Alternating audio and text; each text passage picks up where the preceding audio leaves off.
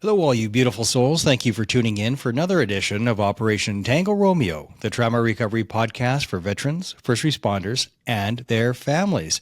As you know, I am an aggregate for modalities, so I search the planet looking for cool people to have on so we can meet you where you're at. If you're not interested in one thing, well, we'll find dozens of other modalities so that you pick and choose. We don't have to be stuck with what the Veterans Affairs Office offers us, which is incredibly limited. There's all kinds of things out there. This is the second, possibly the third time that I've had on a hypnotist. And really interested to be chatting with Ryan Christianson today from Austin, Texas, the author of the book, Winter Peace. Hey, man. Hey, great to be here. It's an honor to be here, man. Thanks for having me on. I appreciate you being here. Hypnotism is really interesting to me. It's interesting because there's all kinds of myths out there from people that haven't been hypnotized themselves, or they don't think that they can be. So let's just start with definitions. How would you describe or define hypnosis? For me, it's just a set of tools that gives us more direct access to your unconscious mind. That's it. A lot of different ways to get down there. And that's kind of like the least interesting part of hypnosis. The interesting part is like, okay, once we're down there, what do we do? Right? There's all kinds of different ways we could play, which is where a lot of the stage hypnosis comes in, all the stuff in the movies about mind control, but also all the more interesting things you can do about helping your mind learn to process the world in much different ways. And that's kind of where my specialty lies, is dealing with that kind of thing. How did you learn it? Well, got certified back in February of 2020. I was in a men's group, started doing some a lot of work on myself in 2019 after my second divorce. Got into some men's groups trying to figure out the whole dating things. It had been a while for me. Dating scene in DC really sucks. So challenging environment. Done on my dating like at the pre-Tinder days, trying to figure out like Tinder and Bumble and Hinge was just a nightmare. So I started doing that. And one of the groups had a hypnotist talking about like toxic shame and emotional baggage. I'm like, well, Catholic, got some of that. Did a session with him. It just felt lighter. Like if you're carrying around 50 pounds of stuff, you get rid of 20 pounds, everything's easier. I was kind of at that point in my career where I was looking for the next big thing, was looking to move from trying to save the world, doing the intelligence work stuff, to doing more one-on-one work, and had thought about becoming a psychologist, but that was going to take about 6 years and $500,000. Unappealing in your 40s, to say the least. But I got certified as a hypnotist for like 6 weeks and $2,000. So took a course with the lady. It was 6 weeks every weekend, about 100 hours of work. Got certified right at the end of February 2020. Right after that, everything shut down because of the pandemic. And I can't work from home because everything's classified that I do. So I have nothing but time. Ended up working with a bunch of folks online. Found out I've got a bit of talent for it. Took another course or two for some certifications and extra skills. Started my business in April and went full time in October. It's not easy. And especially with the pandemic, nothing was easy as far as earning a living. But let's talk about your service. So you served with the National Guard as an intel officer? Well, I started out in the Marine Corps first as a Russian linguist from 97 to 02. Got out in June of 02.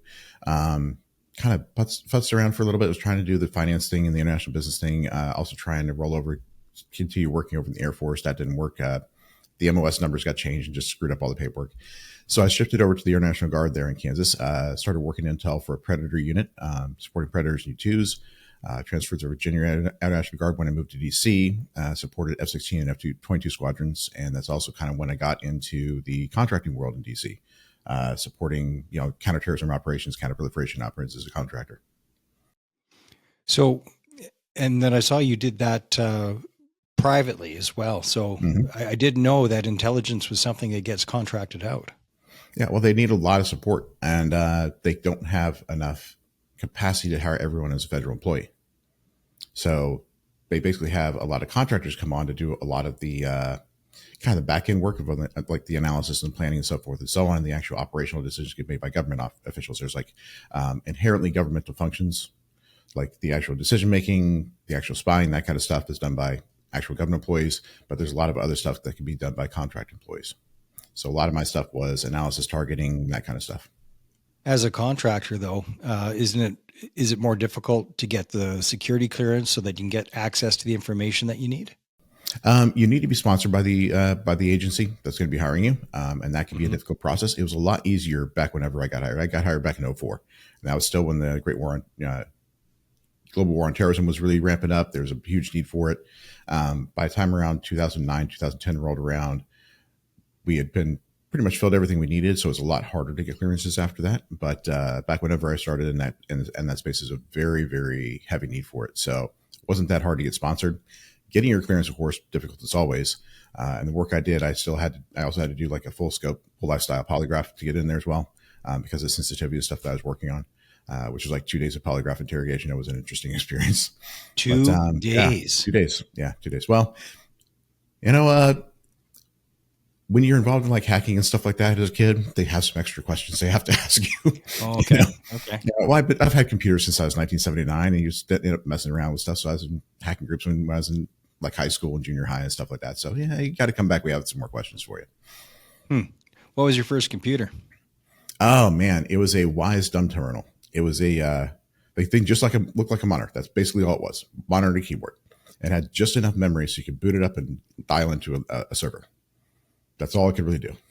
I remember when the first kid down the street that had a Commodore VIC-20, and we thought that was something else. And then the Commodore 64 came out, and couldn't believe it. Oh my gosh, the 64.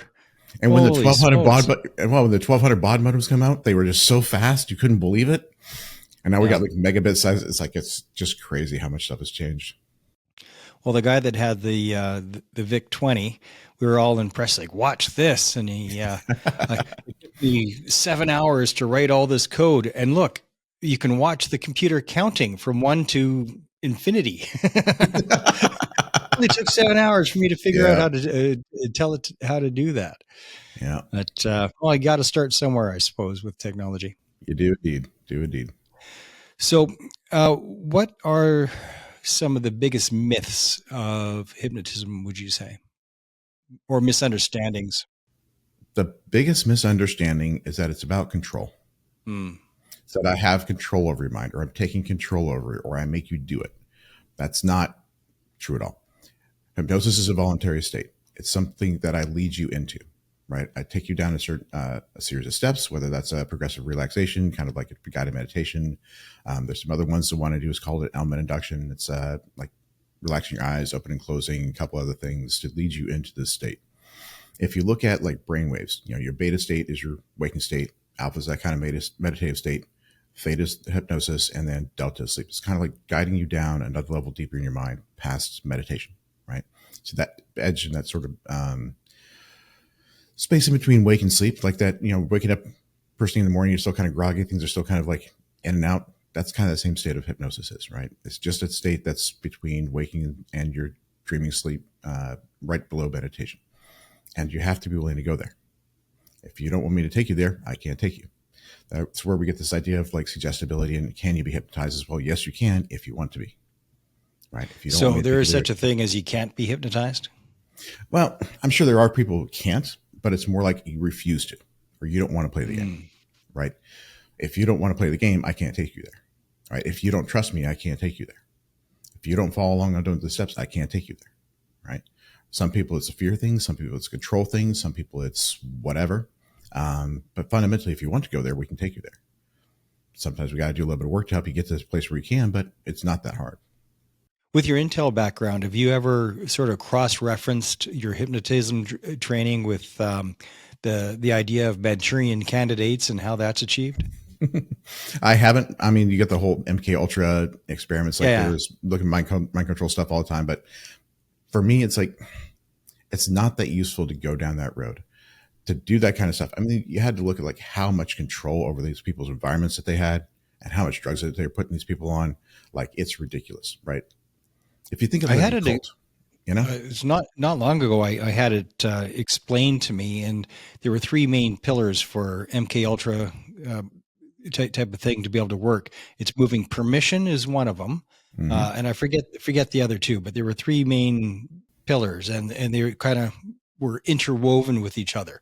So if you move the goalposts on permission and acceptability or something like that, it's kind of like the things that you would do in a dream that you would never do in real life. Same kind of idea. Or you're in a dream and yeah, I'd make out with a woman and I'd forget that I'm married. Yeah. Then I wake up and go, "Oh, honey, I'm Oh, so oops. sorry. Yeah, It was exactly. just a dream." Yeah, But yeah. Well, and that's part of what some people do with hypnosis is kind of like creating new possibility and kind of moving the edges of what's possible for you in the way that you want it to, right? But that's just helping you like imagine and understand what that might be like to kind of give you a kind of a North Star or a reference of what that could be to kind of help you move in that same direction or move in that right direction, right? Like if you're scared of going on an elevator, great, let's help you understand what that might be like in a safe way, you know? Just helping your mind kind of create new possibilities, right? so, what are some of the, let's say, phobias? Are Mhm. phobias one of the things that you've worked on? That's not really my focus. What I really focuses on is kind of those really deeper, kind of overarching meta narratives and meta beliefs. These ideas of like, I'm not good enough. There's something wrong with me. Focus a lot on like emotional pain and how to process that in different ways, because understanding how to process emotions and emotional reactions in different ways really opens the door to a lot of really deep, powerful change. A lot of the stuff that we see cropping up problem wise are just like individual manifestations of something like, I'm not good enough, or there's something wrong with me, or I don't deserve, right? Like imposter syndrome is I'm not good enough showing up, right? Or, you know, you're not allowed to be in healthy relationships. I'm not good enough. I don't deserve this. I don't deserve a healthy relationship. I got to put up with less, right? And so if you back out from that, kind of look at it from the forest level rather than the individual trees, you're looking at more of the emotional construct rather than the actual intellectual rational construct.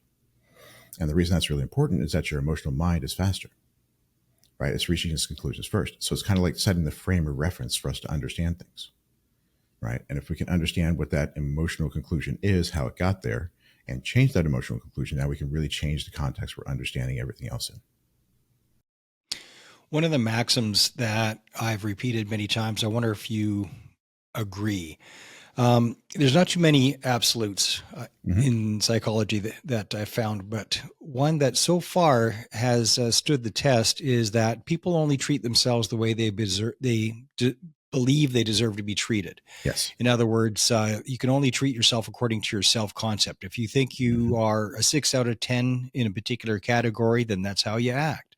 If you Yes. think you're a 9, then maybe you're not a 9. Maybe you really are a 6, but you'll hit the ceiling of that 6 hard, 100%. and and will be reaching for maximum potential.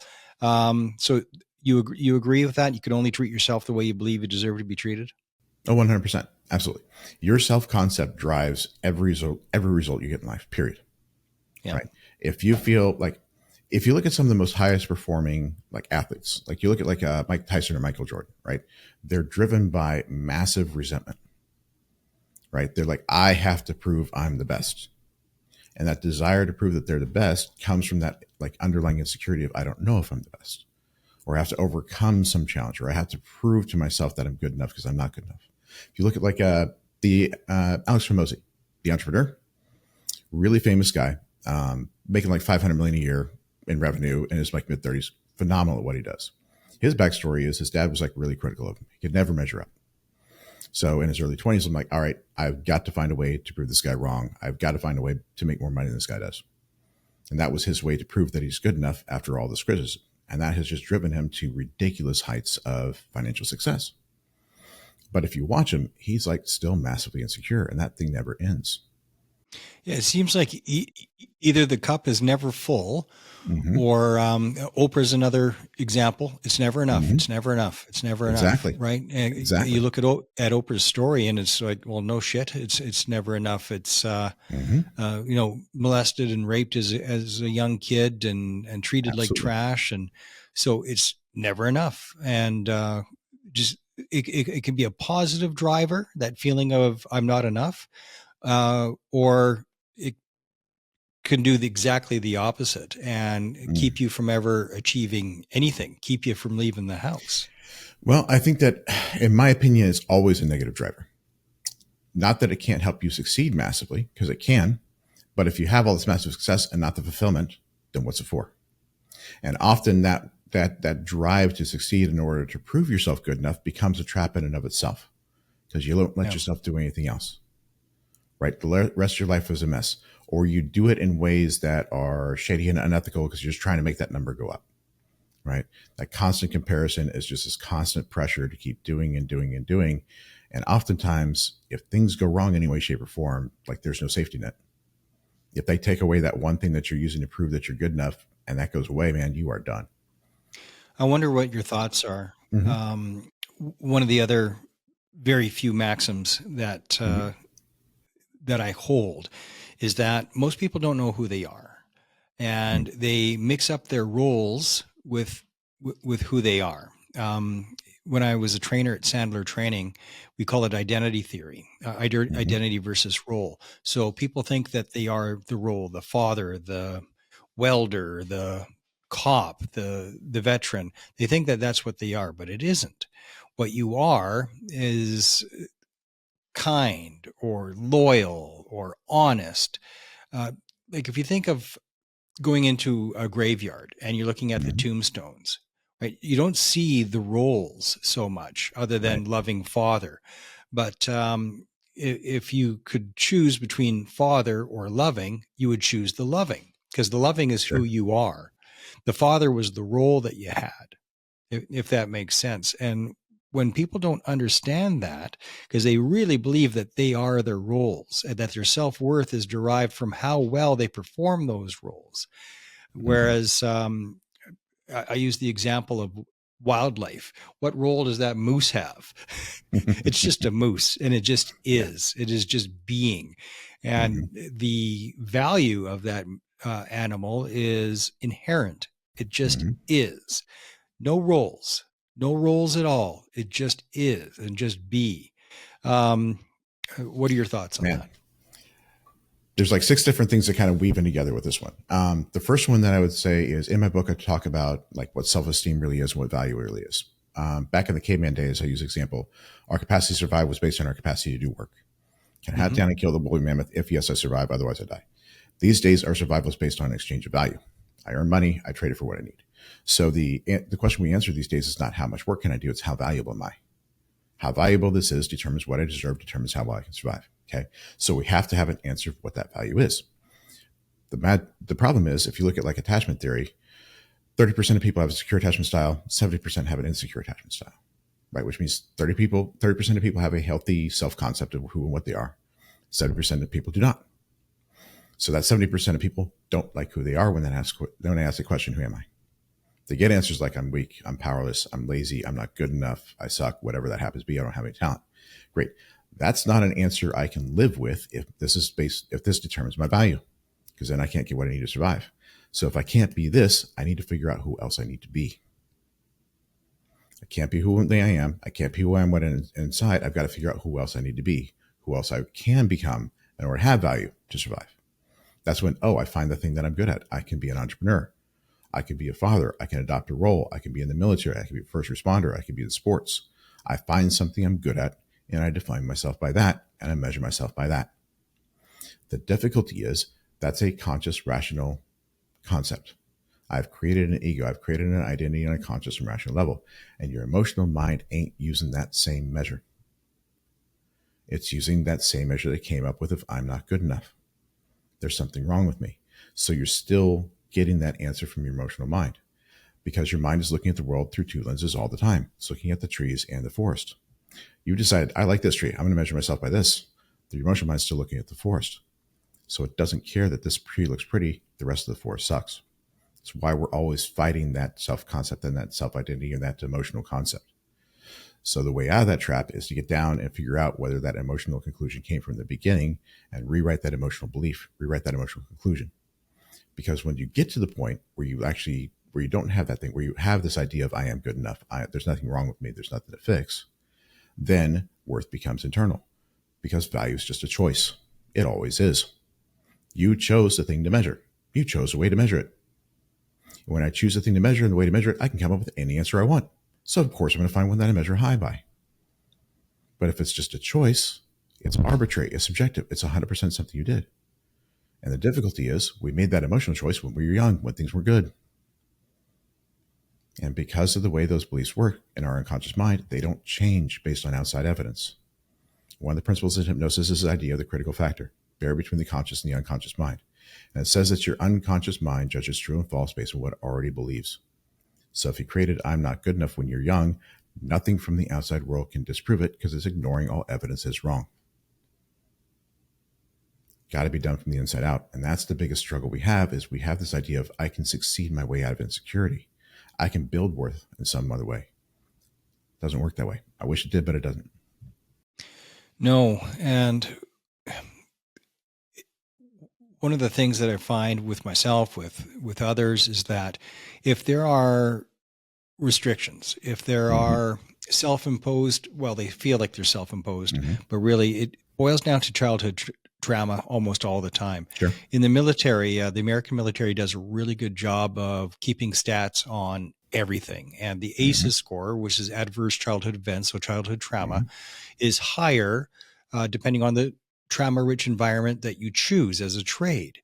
So if you have an urge to be the strong one, to be the superhero, well, the stronger you are, the tougher, you have to choose a tougher trade. So I was infantry, and across the board, I always thought, oh, geez, my childhood story, I never knew it was trauma until much later. But it's like, boy, I think I had it pretty easy compared to a lot of the people that I'm here with, because you would hear these stories of being beat or tortured by their parents or the dirty uncle or whatever it was. And I think, oh, geez, I don't have it so bad. But the stories are so common, you just think that that's normal. But it's not normal. It's people with a lot of childhood trauma tend to choose trauma-rich environments. And then so the ACEs scores of people who join the infantry are quite high. But the people that go to special forces, say a tier 2 unit like the SEALs or Airborne,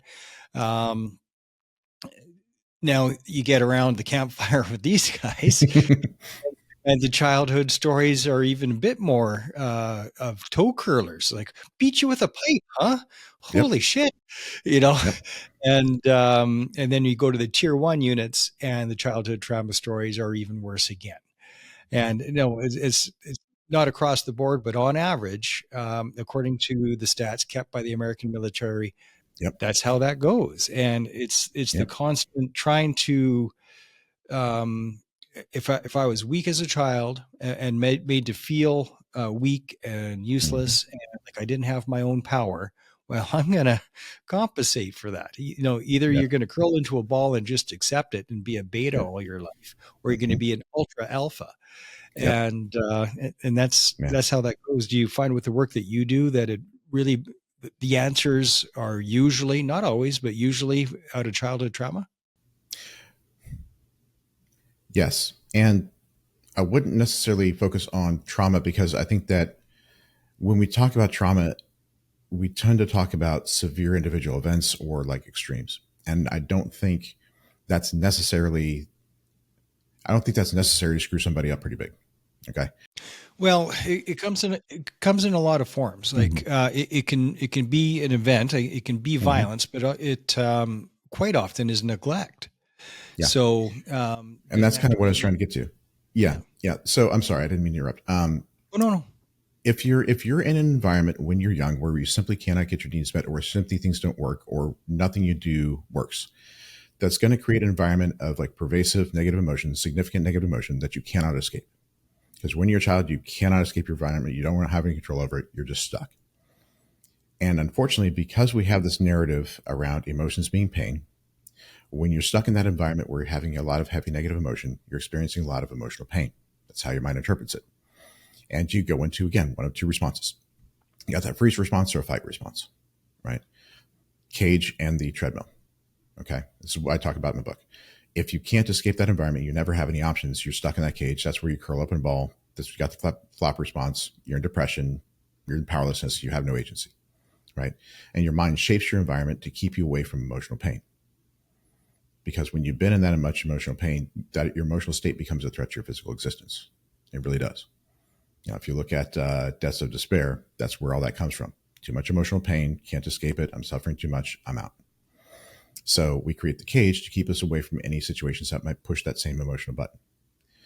If you find a way to escape in some ways, and usually this is around like junior high school is when we start getting some agency and we start having the ability to change our environment. If you have some agency and some way to get out, that's where you hop on that treadmill. You find this thing to get yourself out of that hellhole, and you just grab it and run. For me, as my intelligence career as military, that whole thing, my intelligence, my smarts. For other people, it's their tenaciousness and their fighting capacity and their ability to just like fight. For some, it's athletic ability. For some, it's entrepreneurship. Doesn't matter. You grab that one thing you have and you run like hell with it. Right. And that's what drives people to such extremes and stuff. Oh, I can fight my way out. Outstanding. I'm going to keep fighting the rest of my life. Really violent. Outstanding. Let's go tier 1. Let's really crank it up. Right. But that's a trap in its way. Well, if you've been told as a kid that you're not good at anything, the second that you discover that you're good at something, it doesn't matter what that something is, you stick to it and you get more of it. And if you haven't been raised, I'm talking about myself, I was raised by wolves, I often say, which, I had to figure it out myself. So I was very much a late bloomer. But the only things that I discovered that I was really good at was fist fights and picking up girls at the bar. Yeah, those are two things that I was really good at. So guess what I did a lot? The only things that I got that positive affirmation of, oh, I don't suck. I'm actually good at something. And incredibly destructive, horribly unhealthy. But I was good at it. So I stuck to it for years. Yeah. And it's better than the alternative. Better than being stuck in that cage, right? Yeah. Giving up, not having any options. Like, hey, at least you've got something. At least you're moving down the road some way. But it's got this, the reason I call it treadmill is it's this powerful, like double motivation.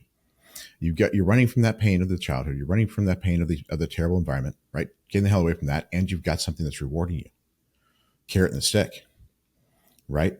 You're getting affirmations, you're getting positive reinforcement, you're getting rewards, you're getting advancement, you're getting everybody's telling you awesome, you're freaking doing it great. Tier 1 guys are like absolutely adored and idolized for how good they are at violence. So of course you're going to keep running that road. But if you ever stop, you get the stick. And then trying to transition into civilian life after all your rewards were from antisocial activity. So, okay, I'm good at antisocial, and now I'm supposed to be a civilian and be social. Not easy. Well, think about it this way. Like the one tool you had stopped working. You can't go down that road anymore. So what the hell are you supposed to do? Yeah. Right. You've got to find another treadmill to hop on. You got to find another way to get yourself out of the cage. And a lot of people have a really hard time with that. Look at how hard it is for people to transition out of the military when they've been there for a while.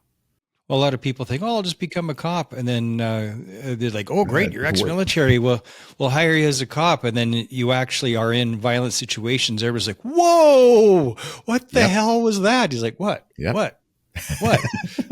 That's how you're supposed to do it. Isn't that why you hired me? It's like, dude, no, turn that down. You're at 12. You need to be at like a 3. Yeah. Well, there's scales. I didn't realize that. There's less than maximum. You just I didn't realize that. Exactly. Yeah. But if you think the same thing with like athletes that retire, right? Their lives fall apart because they had like one thing that defined them. They had one talent, one way that they could be valuable, one way that they could prove that they were good enough. And as soon as they didn't have that anymore, everything came tumbling about because that core belief didn't change. The idea that they weren't good enough didn't change. There was something wrong with them didn't change. That they didn't deserve didn't change.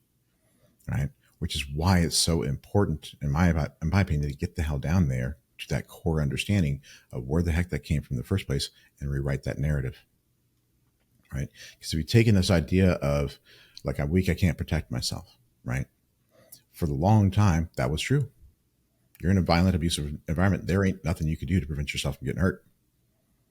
Eventually, you get the capacity, start protecting yourself physically. Eventually, you get out of there. But that story was true for like, 5, 10, 12, 14 years before that changed? Yeah. I remember the last time my dad took a swing at me. Oh, I can imagine. And that was a transformative day. I was 15 or 16 years old. And the last time he took a swing at me, and I actually reacted and blocked it because I was in boxing at the time, the look on his face. I can imagine. And we both knew that, I guess we're done with that. Exactly. And that is such a powerful transformative moment. Yeah. You can't land them anymore. So, and if I wanted to, I think we're both clear that I could respond. So, the last time I ever got belted upside the head, we both remember that. I bet. But the problem is that your unconscious mind has already made its mind up a long time ago, because one of the things we talk about in hypnosis is kind of the way the mind develops up until like 4, 5, 6 years old. Your rationality, reason doesn't really come online. You don't have the sophistication intellectually to really understand things in an intellectual, rational way. So all the conclusions you're drawing are basically emotional ones, right? Fairly simplistic, looking at overall trends, not really caring about the details. Once that rationality comes online, that's when that critical factor comes online. Those old conclusions are locked back in the back of your head. Okay. So the idea that I'm weak, I'm powerless, I can't protect myself was already the truth that you were living all, from back when you were young. And that truth hasn't changed. You've had to prove that wrong in all these different ways. But this old conclusion is still the same, right? I wish that we could change these things from the outside in. Life would be so much easier if we could, but they don't. And so I'll work with these guys who, like I worked with a guy who was a tier 1 operator and grew up in an environment like he was a screw up, couldn't get anything right, abusive environment. And these things were still running from him, even though he was a T1 operator. These ideas of can't protect myself, can't take care of myself, don't deserve, not good enough, because they don't change. That part of your mind is ignoring all evidence is wrong. And in a way, it kind of has to, because that part of your mind is responsible for like the 1 or 2 second instantaneous now, the right now. So it doesn't have time to take a step back and reevaluate, right? It doesn't have time to look at things from a more detailed perspective. That's not how it's built. If you don't get that sorted out, you end up being one of 2 old people. If you're lucky enough to become an old person, and Yes. you always see, oh, the sweet little old man. Well, when did he become sweet? Right? Because either you're the grumpy, crotchety old bastard, or you're the sweet little old man. Mm-hmm. And it's one of the 2, I believe, because you get to the point where you physically can't do the things you used to do. You can't lift up the big things, and you certainly can't protect yourself in a fist fight. Yep. And you know that you can't. So you either hang on to your ego and be bitter that you can't do that anymore, and you become the cranky old man, or you just let go and realize I can't do those things anymore. And then it's a let go of the ego. And if you can let go of the ego, you become the sweet little old man. If you can't, and you're just resentful because the older I get, the better I was, kind of thing. And then you become the bitter person because you don't like who you are, who you were, and that you're at the end of the road. 100%. 100%.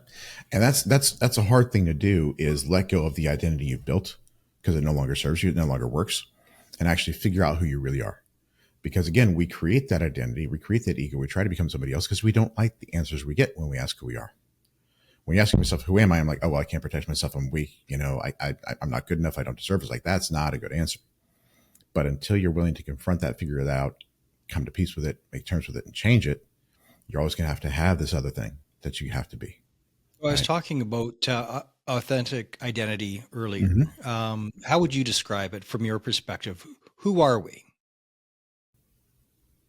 This is going to be a strange answer, but roll with me. One of the questions I'll ask my clients sometimes is like, what part of you is you? It's like, I'm not getting what I want. I'm in my own way. So it's okay, great. What part of you is you? In my book, I talk about having like a conscious mind, a rational mind, an emotional mind, an instinctive mind. Got your neurochemistry, you got your physical body. Start getting a little bit woo stuff you talk about, like having energetic body or somatic body or that sort of stuff. You got a soul, right? So like, which part of these things is you? And the perspective is like, okay, you're not just consciousness. You're not just what you want. There's all these other parts of you too that have these different needs and wants. And maybe you're not getting what you want because you're getting what you need. But like last year, I found out that June of 23, I found out I have bipolar disorder, then I have autism. That was a surprise. Didn't know that until I was almost 48. So then I had to sit back and say, okay, I now have to take a look at my life and reevaluate everything that's come up until now, because I was completely wrong about who I was, completely wrong about why I was doing what I was doing. Had no idea I had these severe undiagnosed mental illnesses, right? So I had to go back and look at all these different events and all these different decisions in my life to figure out, okay, what the heck was this actually? Was this me? Was this me being mentally ill? Was this me being compensating for something, right? And that took a while. And after that, I'm like, okay, well, now that I'm not that, who the hell am I? And if I am all of this stuff, all these different parts, there's no way for me to understand what that really is. No way to simplify it into something I can actually understand. So maybe that's not the question I should be asking. And that took it a bit further of like, okay, every organ in your body has a different function, right? Your heart does one thing, lungs do another. And like every structure in your brain has a different function, right? Visual cortex, audio cortex, symbols, language, all that kind of stuff.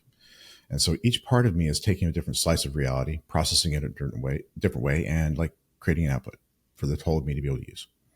So what if each aspect of self is doing the same thing? Understand self to the extent that it's necessary to do its job. Okay. Well, your instinctive mind is concerned with physical survival, your emotional mind with things like meaning and relationships, rational mind with how things work. Consciousness has two jobs: point the direction, say, I'm going this way. And the second thing is to be the witness of your experience, to watch the movie of your life play out in real time. I don't have to consciously understand much of the totality of who I am in order to be able to do that. The information I need, the rest of those parts will give me. So I just stopped asking that question. I just started being me. Just started Who being are you? me. Not entirely sure. How do you know what's you and what's a role? I do what feels natural.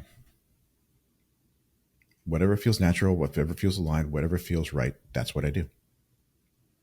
Right? Have I got ideas? It's like, yeah, I'm a highly intelligent man. I love problem solving. I like helping people. I like taking things apart and figuring out how things work. I'm dedicated to service to others. I feel like I'm a fundamentally good person. I have absolutely no problem with maximum amounts of violence in service of good. Right? I spent 8 years doing counterterrorism. I will absolutely hunt down bad people, make them go away. No problem with that at all. I find myself to be a very loving person. I have a very high tendency to interfere in other people's lives because I can fix them. It's like, oh, I know what's wrong. Let me fix this. And that could be very problematic, right? Especially when they don't want you to fix them. I've become something of a free will maximalist in a lot of ways where like I can't impose on somebody. Everybody has to invite me. I'm a spiritual guy. I definitely have that belief in the divine. I'm not a good father. I have 3 kids I haven't talked to in ages. I tend to be fairly self-centered, not out of selfishness, but just because I'm in my own head, rocking and rolling, doing my own thing. The autism makes it kind of hard sometimes to get out of my own way. I could be a lot. I could be overwhelming, right? I could be a fairly forceful and dominant guy. I could be very kind, right? All these things are parts of me. All those things are different expressions of me. All these aspects of me. I don't know how to define self. I don't think you can get it down to something that simple, right? Like I was saying earlier, we just are. And that's really Yeah. tough for people, especially highly intelligent people, to accept because it's just too silly. It's just too simple. But Mm-hmm. it's true. Yeah. We just are. And no different than a deer or a wolf or any animal. We just are. Mm-hmm. And we don't need to defend, justify, or explain our existence. We just are. And we're going through our lives, hopefully, to not do damage to others. Do as you will Yep. if it harms none. Some people live by that. And we make it way more complex than it actually is. Everybody's Yeah. got to eat, so you got to make a living. So figure out a living that that works for you Yeah. and that provides for your family, and let go of everything else, Yeah. because it doesn't matter if you're a social influencer, if none of that stuff matters. We get wrapped up in the idea of success, and I loved how you explained it. In our hunter gatherer days, success was the best hunter. Mm-hmm. And that's how you achieve social status, because the best hunter, the most effective hunter, well, that's the most valuable person in the tribe, because Yep. that's how you eat.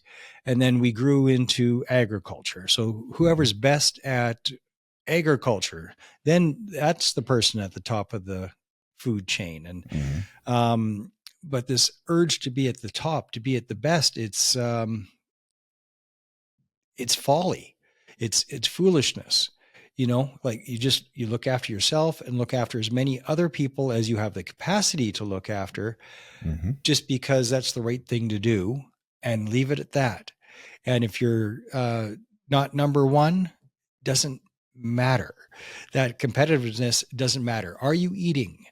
Are you sheltered? And that's why to me personally, and a lot of people are going to disagree with this, because no, I'm not a communist, I'm not a socialist, but I think billionaires are kind of gross, because I see greed and hoarding, and I believe that the 7 deadly sins are not good, Right. So Right. greed and hoarding, it just doesn't make sense. And I'll give an example of the opposite of that. A friend of mine, Marie Blackburn, she is the Mhm. founder and the person that runs the Veterans Association Food Bank out of Calgary. And she's opened up more branches. So it's got 3 or 4 different branches now. And as she is going to buy a lottery ticket, the person behind it, well, so what are you going to do if you win? She goes, well, I'll help more people. And he was stumped by that. He's like, what do you, like, you're not going to buy a Lamborghini or, uh, no, I'm going to, if I win 10 million bucks, then that's just more people that I get to help. That's Yeah. it. And that's the only thing that is on her mind is how many more people can I help? And she lives very modestly, very meagerly, but she's happy and Yeah. content because she is living in purpose, in true purpose. And if you are serving others, that's purpose. And it's enough for her. And so that's the opposite of the greedy mega billionaire, if that makes sense. Yeah, no, I don't disagree. I think that there's a big difference between the billionaire who's got a lot of money on paper because he's got a lot of money in the bank and investments and so forth and so on, versus the billionaire whose net worth is in the companies that they've created. Like, there's a big difference between like a Wall Street tycoon and Elon Musk, Yeah. right? Yeah. A Big perfect difference. example, Big like difference, right? Elon. Yeah, they call him the richest man on earth, but that's only in hard assets. Like he takes everything that he gets and And he he makes something recycles with it. it. He makes something Yeah, with it. He does something with yeah. it. Yes. And then when that is profitable, then he Does something takes else. that and he does something else. And it's Yeah. all about for him, what he sees as the most meaningful, important thing that he can do to contribute to humanity. Yes. But he's the only one that I can think of that's an exception. Everybody else, it's me, me, me, me, me, me, me. Yes. And it comes back to that whole status hierarchy thing, right? And that comes back to the insecurity. I have to be at the top because if I'm the top, that proves that I'm good enough, right? Yeah. But here's the interesting thing: you can play that game however you want to because you're the one that gets to pick the status hierarchy you play on. One of the things I'm really, really grateful for is I grew up in Kansas. Small town, like 300,000 people, which is the biggest one in Kansas, but relatively small. 90% there's just like normal average people doing normal average stuff, perfectly happy, perfectly content. There's not that same status climbing and everything else. This is before the social media and all that other stuff. So I grew up in an environment where nobody was really playing those big heavy status games, right? Where your status triangles were, I'm the head of my family, I'm the head of my department, I'm the head of this group at church, right? So when you start thinking locally of me and mine, then it's real easy to be atop of that pyramid. Defining this group that you're part of, defining the organization you're in, it's really easy to put yourself at the top or near the top. That way you get that status, that bump, that affirmation without having to do anything other than be who you are. The only real success, though, been going to a lot of funerals lately, Mm-hmm. and there are ones where, like when my dad passed, Mm-hmm. standing room only, and it was overflow. People were in the parking lot. Yep. The building was packed, and it wasn't a small building. So he meant something to a lot of people. Then I go to another one of my uncle, and it was sparse. There's Mm-hmm. barely anybody there. So at the end of the day, who's going to miss you when you're gone? And who's going to remember you fondly? Yep. And that's it. That's the only success that matters to me. Yeah. It's the impact you've had on other people's lives. Well, you don't see on anybody's headstone uh, net worth of $123 million. Yep. Never seen that on a headstone. Or lover of Lamborghinis. Right. I'll pick on the Lambos. Yeah. But you see loving father, loving mother, Yeah, loving husband, that's it. 100%. That's what Yep. matters. Yeah. And there's nothing wrong necessarily with being super, super successful. That's great. Mm-hmm. But who are you helping? Mm-hmm. What good are you bringing to the world? That's it. Yeah. Who were you kind to today? Did you smile at someone so that they would smile back? Yep.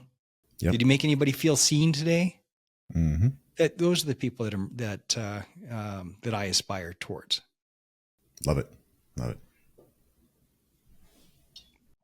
Well, what else? Let's talk about your book. First of all, killer title, Winner Mm-hmm. Peace. Love it. Mm-hmm. So I'm going to assume that there was some thought into picking that particular title, Winner Peace. Yep. So the book is really, I've done a lot of work between 2019, 2023. I did a whole bunch of work on myself to sort myself out. Like I said, got diagnosed with autism late. That's a rough ride, especially when, nobody has any idea what the heck is wrong with you. Nobody can help you. The world doesn't work, right? So the first time I actually went in my life, I was 9, right? So been a rough ride, had a lot of stuff to work through. During the course of that, I tried pretty much every modality out there. Pretty much every single one of them: therapy and coaching and CBT and psychedelics and spiritual stuff and interjects So and all of it. modality Modalities to achieve what? What were you trying to achieve? find a way to make life living by actually getting what I needed in the world, what I actually needed from me. Because I knew very young that the world worked for everybody else, not for me. I was never going to get what I wanted. And that was my life for 45, 46 years. I could justify being here by serving others, by being in service that had greater good, right? That was my reason to keep living. But once that stopped working in 2019, 2020, the world doesn't want to be saved anymore. Great. I need to find another reason to live. So I started working with people one-on-one, but that's not enough because I still can't get what I need. I'm still not getting what I want in the world. I'm throwing myself under the bus for anybody else. That's not enough. And what do you want? God, fulfillment, love, relationship, Connection. 100%. Always the most important thing for me. Always was. In the beginning of your book, I did jump into it a little bit, and thank you for that. Sure. I'd like to actually read the whole thing, but you talk about Russell Brand, and Mm-hmm. you'll have to tell me about that. But Russell Brand, yes, the famous one for those that are Mm-hmm. listening. At the end of the day, he does this big diatribe, but the word that stuck out was connection. That's what he was Mm-hmm. looking for, a sense Yep. of connection. And all the things that he had to do, yoga, meditation, ice baths, saunas, all these things just to feel okay. But what okay meant was feeling connection.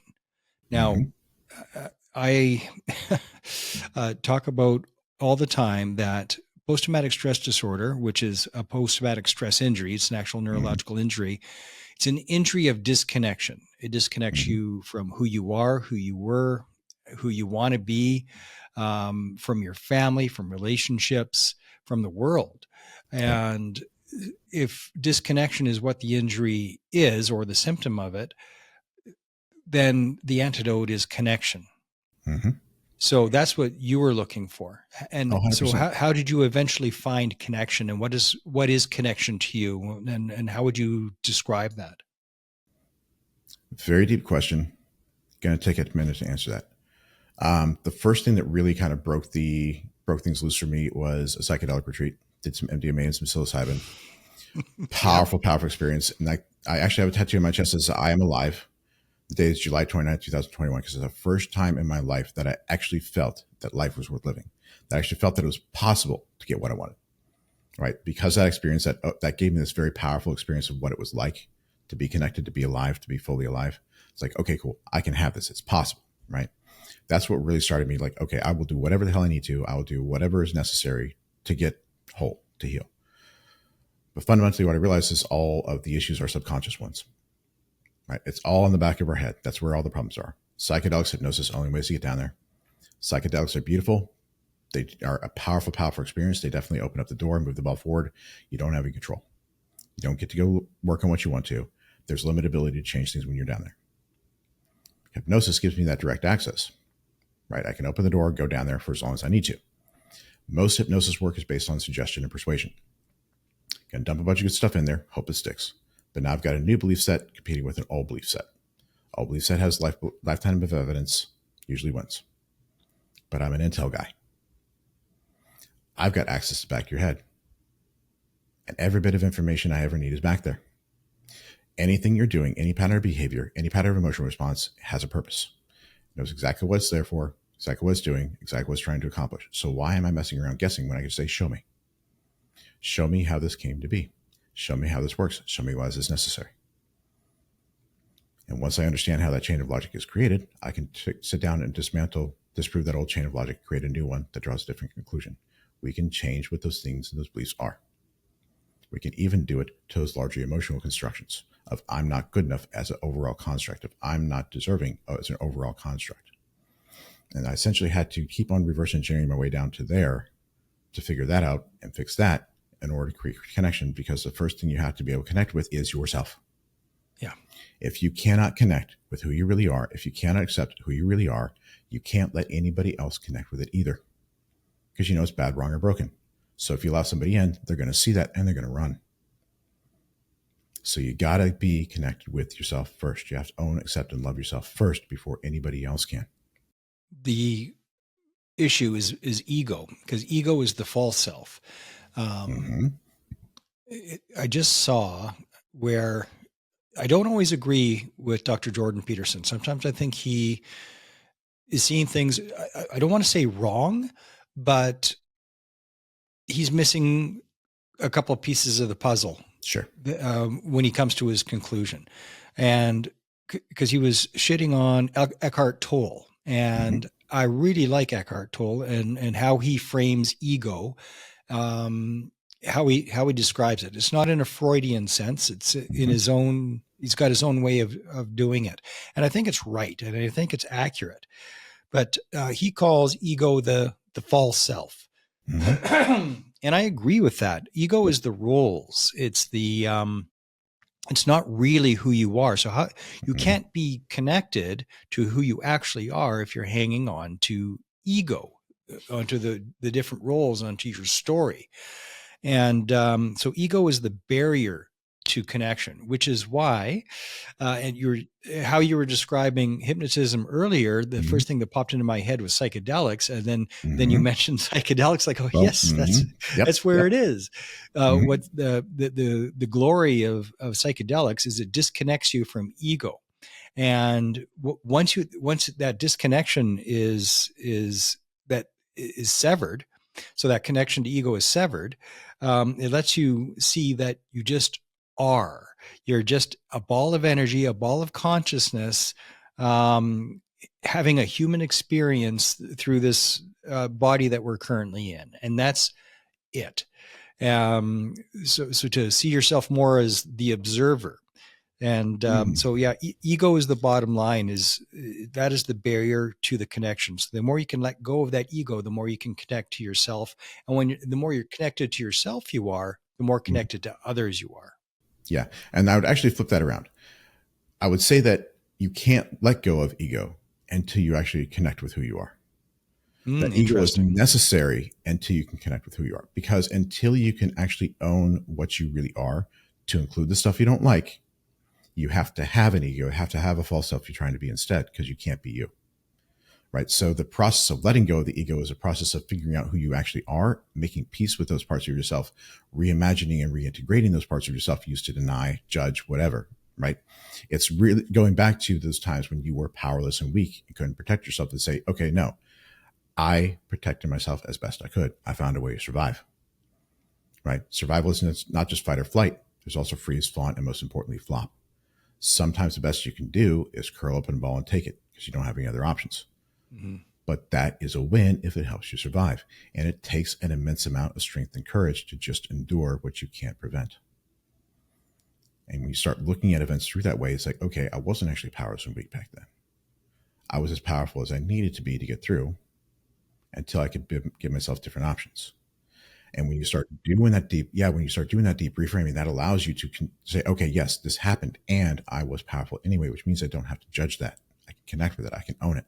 It's not something you have to reject in order to survive. And that's connection, that integration is what allows you to drop that ego permanently. Yeah, that's sort of a therapy 101 is the reframing. It's not the only thing you need to do in a therapeutic environment, but it's one of the big ones is reframing and looking at things differently in a healthier, more constructive way. Yes. Because the way that we interpret our environment can be destructive or constructive. The book I wrote, Why Not Me? The Keys to Unlock Your Power and Release Your Potential. I break down constructive versus destructive, because it's frustrating when people say, oh, just think positive. well, what does that mean? It's kind of subjective. But Hmm. if you break it down as to constructive and destructive, it's a little easier to understand and Yes. to resonate with. It's like, okay, this is the way you're looking at it. Is that helping or hurting? Is that building your life or tearing it down? Is it lifting you up or pushing you down? Yeah. And when you use that as the measuring stick for your thought process, it's like, okay, well, if that's pushing you down, how can we look at this differently so that Hmm. you're not carrying around all this extra weight just because Yeah. of perspective, and then learning to reframe.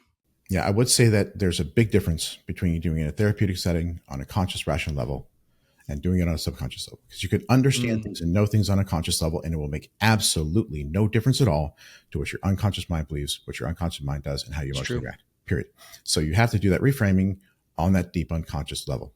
You have to do that same process deep down there with how that part of your mind understands and perceives things, right? Because until you do that, that part of your mind is still going to be running that old perspective, program or perspective, right? Which is what I do differently than most hypnotists. Is I take that therapeutic approach of reframing, discovering reframing, and I do it at the level of the unconscious mind at the highest level of construction. And this is where the magic of Winter Peace really comes in.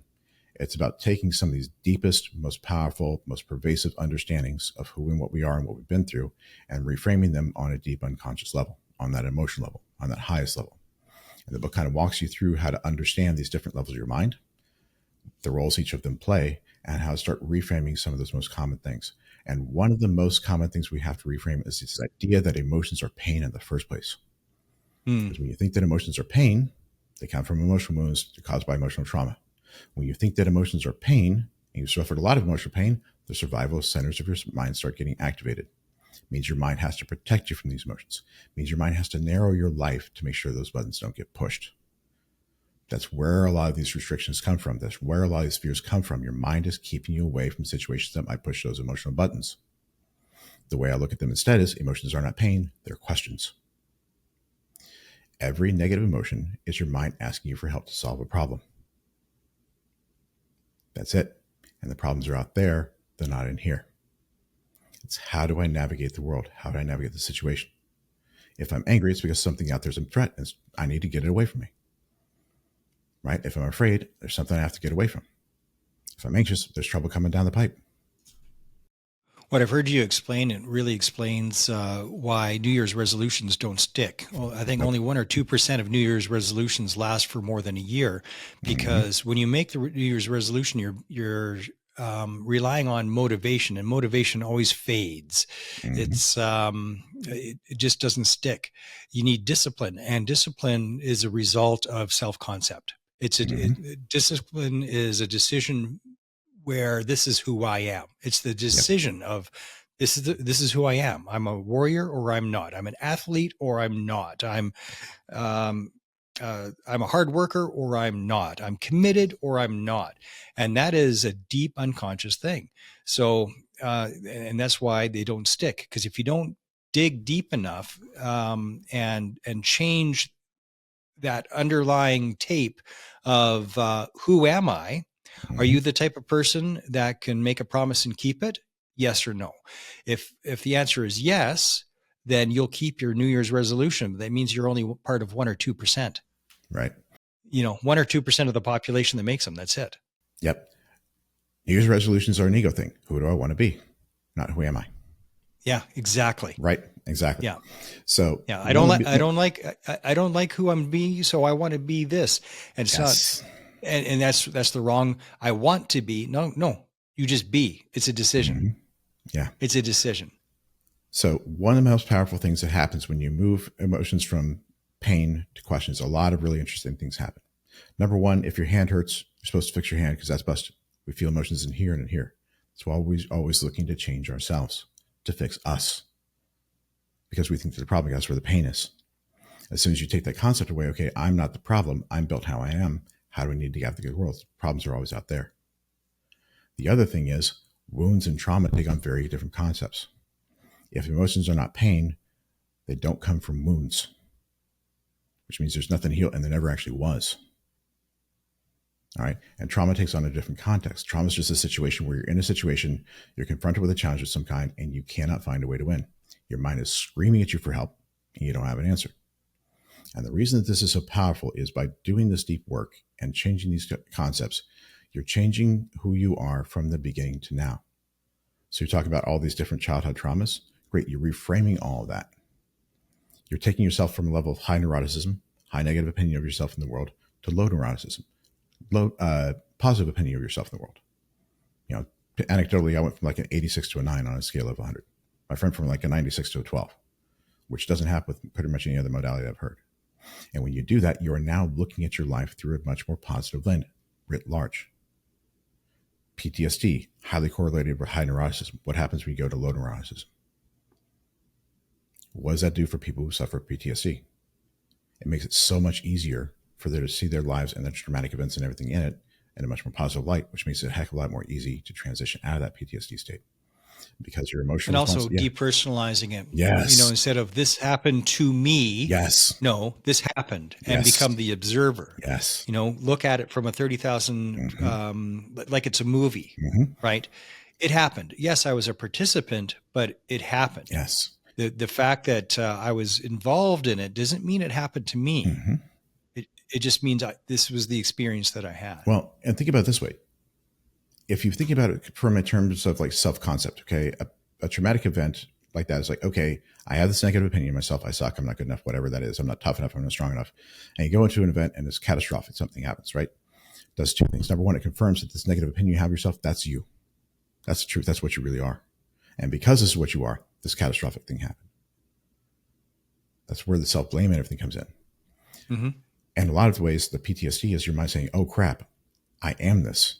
Worst case scenario of who I am is true. How do I navigate the world if this is true? I now have to protect myself from all kinds of stuff because all kinds of stuff can push that same button. And if I'm protecting myself from emotional pain, that's a lot of things I got to protect myself from. It's where a lot of these triggers and all these adaptive behaviors are. I can't remind myself that I'm this terrible thing because it had this catastrophic consequence. Well, it's certainly a part of it. I agree that is a part of it. I would caution the listeners, though, that it's not all of it. Yes, I agree. Yeah, it is an actual traumatic injury. 100%. 100%. So PTSD, better called a PTSI, post-traumatic stress injury, it's brain damage is the bottom line. How that causes brain damage, I don't know, but it does. And when you look at the DSM-5 and you line up all kinds of different, there's a lot of similar things that are brain damage that have the same symptoms. So whether it's methylene poisoning, other neurological toxins, a TBI, traumatic brain injury, so concussions and whatnot, or PTSI, they line up a lot as far as the symptoms. There's a lot of crossover, even ADHD. But you can see it in a brain scan. So it is it is more than just mindset is what I'm saying. It's an actual actual neurological injury. So let's talk about the Russell Brand a bit, since that's how you started your book, which is super interesting. So what was the environment where that interview happened, and what was your role in it? So, well, it wasn't my interview. I wasn't there. It was Russell Brand and man, what the heck is this guy's name? Blanking on the guy's name. He runs a podcast called Diary of a CEO. Oh, okay. So he's sitting there. Yeah, that guy, Stephen Bartlett. That's what his name is. So Stephen's interviewing Russell Brand, and they're talking about, Russell's talking about all these different things he has to keep himself on the level, right? Massive routine and everything just to feel okay. If he does all this stuff, he gets to feel okay. And Stephen Bartlett says, it's like, man, like, is that the best we can hope for? Like, are we always going to be dealing with these gremlins, goblins in the back of our head? Is all we can do is cope? Right? Is that the best we can hope for? And that's really what kind of triggered the book, is because I don't think that has to be the best that we have to offer. I don't think that we have to be coping and dealing with stuff all the time. I don't think that healing has to be a lifelong journey. I don't think that's true. I think there has to be a point where you can cross that finish line. There has to be a point where you're fixed, where you're healed. Well, you're done. That's it. Because if all you're doing is coping, then you're not healing. And one of the things I talk about all the time is the difference between coping and healing. Like every year, I haven't done done it every year, but I think we're on the 7th or 8th year of the Rolling Barrage, which is a cross-country motorcycle ride. Yep. And people say that was very healing. Okay. Mm-hmm. And if you're not on the ride the next year, what happens? Well, I got anxiety. Okay, then you're not healing. Right. So it's a wonderful coping mechanism. And there's people that I know that they do the Rolling Barrage cross coast to coast in Canada. Then they go down to the States and they do the run to the wall and they go across the United States. And it's just nonstop. And in between, there's nothing but anxiety in between rides. It's like, okay, you're an aholic. You're a rideaholic. This is an addiction. If you have to do the coping mechanism, then you're not healing. You are not. It's you have to feel okay in the in-between times. If you're not feeling okay in the in-between times and the coping is just a bonus, then you're not healing. And if that's the best you can do, good. Better keep coping, keep doing that. But to actually get progress, to move forward, you have to do the deep work and do the actual healing. I agree. And for me, when I was looking at all these different modalities, trying all these different things to include things like psychedelics, you kind of hit that 20-yard line. Get to the 20-yard line, you kind of start hitting that wall where you're just kind of spinning your wheels, where you just kind of really can't make any more progress. Right. Where you'd always just kind of like, okay, working on the next thing. And I had to find a way to get myself across that finish line to be fixed, or I couldn't get what I needed in life. This wasn't worth living and I was out. And so the book is really how to get you across that finish line, in my opinion, to where you're done healing yourself, you're done fixing yourself, all this stuff is taken care of, to where you can have that total acceptance of who you really are, to connect with who you really are. And when you can get to that place, it's a very special place, because number one, you're moving from the most authentic version of you. The most authentic concept of you is how you're moving through the world. When emotions become questions instead of pain, you can be in any negative emotion for as long as you need to. It's not distressing. It's just a moment you're in. And it's a good thing because it's helping you figure out what the problem is so you can get to where you want to be faster. It also means that you don't have to suffer emotionally anymore. Authenticity is so key, and it's what people are scared of. Because if your self-concept is that I'm a loser, I'm a piece of shit, then authenticity is the opposite of what you want to be, and so you'll put on all these false self, like you'll create this false personality. But 100%. that is, God doesn't shine on you for not being you. You know, without authenticity, without being comfortable with who you are and actually liking who you are, the real you. And again, ego is the barrier. I think about a family member of mine who hasn't had really a job in probably 15 years and because can't. Right. Mm-hmm. So after you've been that sense of rejection, because you get fired and then you get fired again, and then you already felt like a loser before you got fired the first time. And then you just can't do it anymore because you can't take the rejection of being fired. And if you don't have the self-esteem to start your own business, well, now you're just stuck, and you rely on others to support you.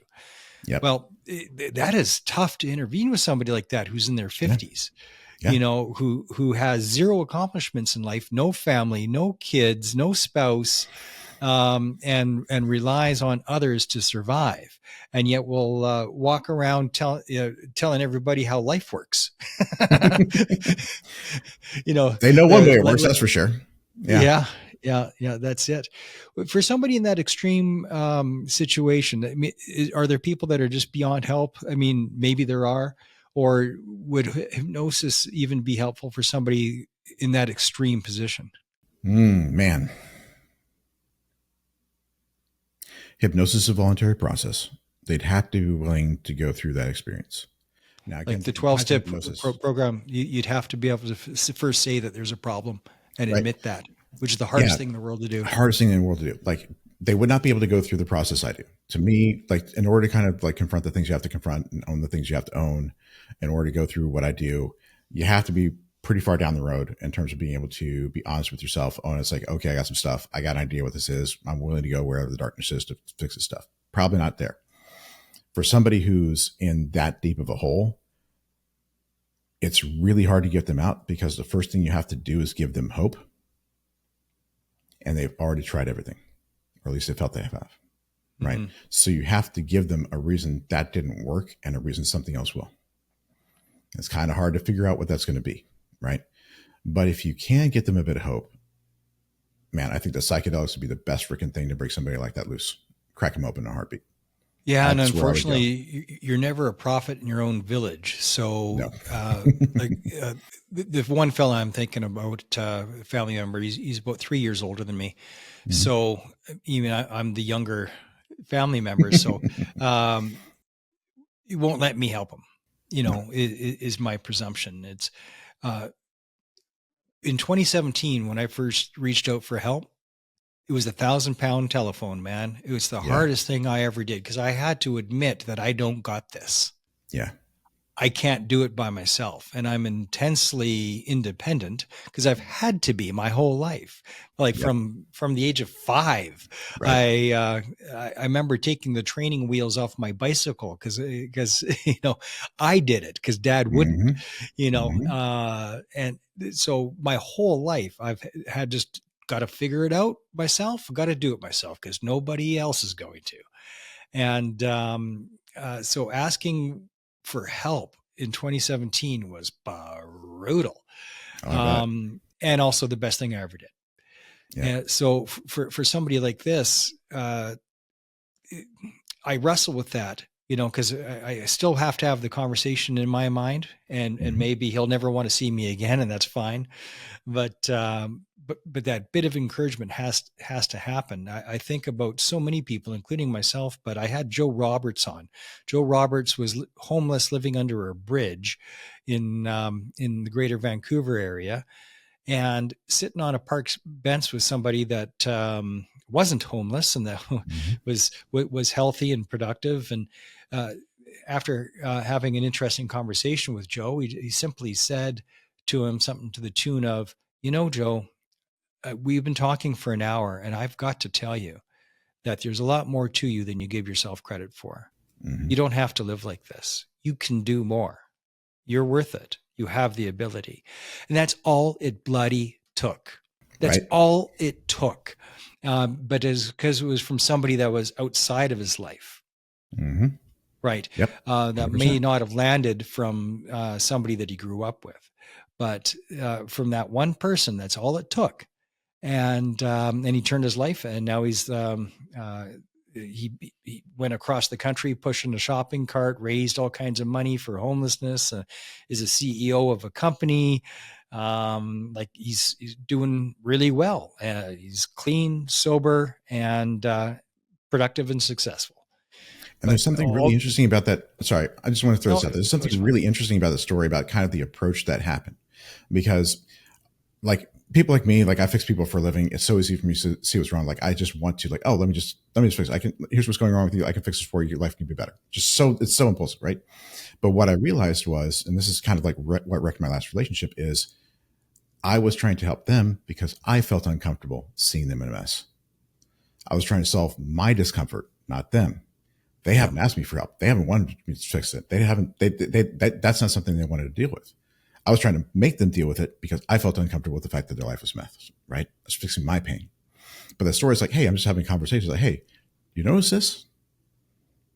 Not trying to fix them, not trying to do anything for them, not trying to make their life better. Hey, you notice this here? What about this interesting possibility? Right? Because then it's not about you, it's about them. You're saying, hey, here's something interesting I noticed. What about this? And that's the sort of thing that can really crack open somebody's perception, because you're not putting it on them. You're not forcing them. You're not making it about you. It's not about you need to change. It always has to be permission based. Yes. Always has to be permission based. We have a fella in the veteran support community who once literally physically grabbed me and drug me into a tent and said, "This is what we're going to do," and then did some woo thing with me. Right. Didn't ask permission. And he's always like that. It's not just with me. He does this with people all the time, running around trying to fix people without their permission. Right. But the reason he actually does it is because that's how he gets his esteem, right? If I help you, then I must be okay. Like if I'm Yes. strong enough to lift you, then I I must got to be be strong strong. enough. Yeah. But really what's going on is there's an inner struggle of I'm not good enough that he's compensating for. That's what's Mm-hmm. actually happening. Mm-hmm. All the time. All the time. You Yeah. see it everywhere. Yeah. Yeah. Well, we see it in the support communities as well. Oh, 100%. Most people that become psychologists or psychiatrists are trying to figure their own shit out. And That's how we I see ended it up where was, I'm at. yeah, it's normal. It's Mm-hmm. why I do this, just bringing, because I'm on the journey and I'm Yep. creating a resource where I'm bringing other people on the journey with me, Yep. and just trying to have that beacon of light that healing happens. And Mm-hmm. here's 147 ways To to, do it. Yeah. to at least get on the path, Yeah. And the to thing at is, like, least get on the path. yeah. And the thing is, like, every single tool works. Every single tool will move you forward. It's a matter of like figuring out what tool you need in the stage of your journey.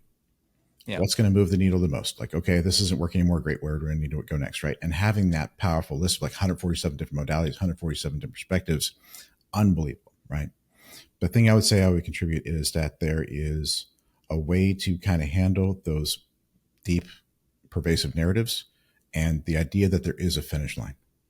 Because the idea that you can finally be healed and be done and be fixed is a powerful, powerful thing. It doesn't have to last forever. Well, I would suggest, though, there's not 100. I don't think there's such a thing as, and I'm an optimistic guy, but I don't think that there's such a thing as 100% healed. I Why not? think there's healed enough. And I've had so many people on that I've spoken to or been on the show that have claimed they have the magic bullet. Mm-hmm. Sure. And I've never actually seen anybody receive the magic bullet and it stick. Got it. It's like, yeah, no, that was great. And then 6 months later, I had to do it again. Okay, then it's good. Right, right, But right. Yeah, yeah. I don't know about there being a finish line. We saw that in peer support. People Mm-hmm. come into the peer support group. They'd be there for 6 months. They go, okay, I'm good. Like, Mm-hmm. all right. And then 3 months later, they're back. I wasn't good. It's like, I know it's a constant thing. So yes, there's all the coping things that you have to do, like how we started the conversation, talking about what Russell Brand said. I'm doing Mm-hmm. the cold baths and the saunas and the meditation and all these things.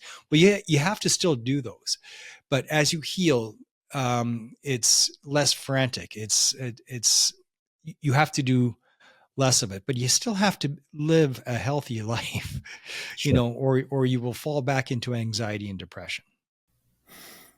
I would disagree with that. I think that Okay.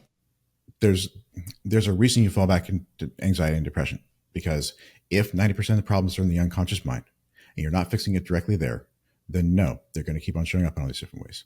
Like I said, if you don't fix these overarching emotional conclusions that you created, they will show up in all these different ways. Fix one, yes, comes back in a different way. That's why we keep on playing whack-a-mole, because we haven't fixed these right brain conclusions. Doing all this left brain, individual issue, individual trauma, individual event things. No one's looking at how to change that right brain stuff.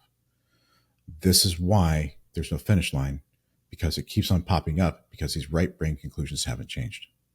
What I'm saying is there's a way to get to those, fix those. And once that's fixed, these ideas of I'm not good enough, I don't measure up, all that stuff go away, because now you're good enough, you measure up as an inherent thing, which means these individual issues don't pop up because these are interpreted in the context of that larger frame.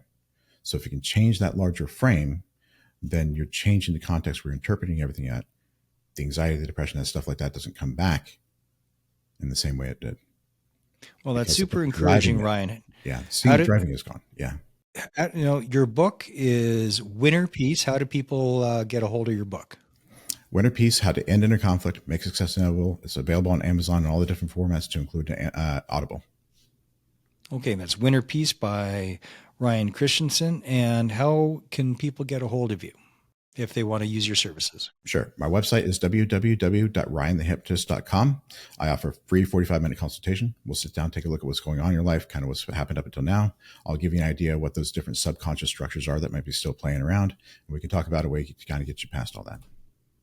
Okay, RyanTheHypnotist.com. His book is Winner Peace.